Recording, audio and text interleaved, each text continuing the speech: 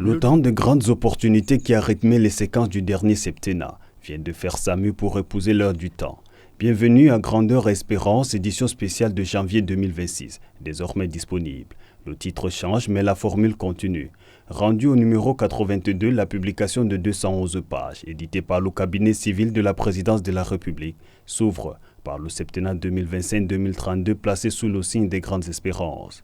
En première de couverture, une image solennelle du président de la République, Paul Biya, lors de sa prestation de serment, donne le ton de l'édition. Dès les premières pages, le magazine replonge le lecteur dans l'histoire politique nationale, notamment à travers la date du 6 novembre 1992, marquée par la première présidentielle organisée après le retour au multipartisme. L'éditorial, signé par le ministre directeur du cabinet civil, Samuel Vondo Ayolo, met en avant les axes majeurs du nouveau mandat: unité nationale, rigueur, approfondissement démocratique et consolidation de l'état de droit. Dès la page 8, le décryptage revient sur l'évolution du magazine lui-même.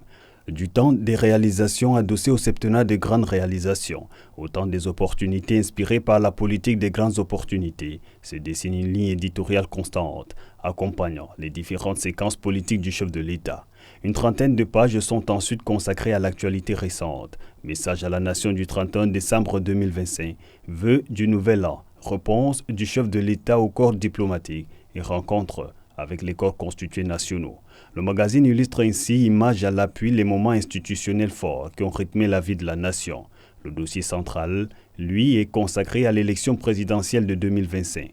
Il en retrace le déroulement. Convocation du corps électoral le 11 juillet, déclaration de candidature le 13 juillet, campagne électorale à Maroua, dans la région de l'extrême nord. Puis, accomplissement du devoir citoyen le 12 octobre à l'école publique de Bastos à Yaoundé par le chef de l'État accompagné de la première dame, Chantal Biya. Sont également évoqués la proclamation des résultats et la prestation des serments au Palais des Verts, Paul Biya.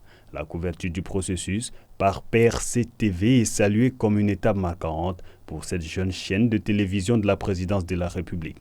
Les procès-verbaux de proclamation des résultats figurent intégralement, de la page 98 à la page 115, un véritable document pour l'histoire. Le carnet diplomatique, quant à lui, accorde une place notable à l'audience du 19 septembre 2025, accordée au général Dagvin Anderson, commandant de US Africa Command, illustrant la coopération militaire entre Yaoundé et Washington. Le magazine évoque également la réception au Palais de l'Unité du vice-président de la Guinée équatoriale, Teodoro Nguema Obiang-Mangué, symbole des relations fraternelles entre les deux pays. L'avant-dernière partie revient sur les activités de la première dame, Chantal Biya, notamment les célébrations de Noël au complexe scolaire Les Coccinelles, la cérémonie de l'arbre de Noël au Crasser, les actions menées à la Fondation Chantal Biya, ainsi que la 32e session de l'Assemblée générale du CERAC.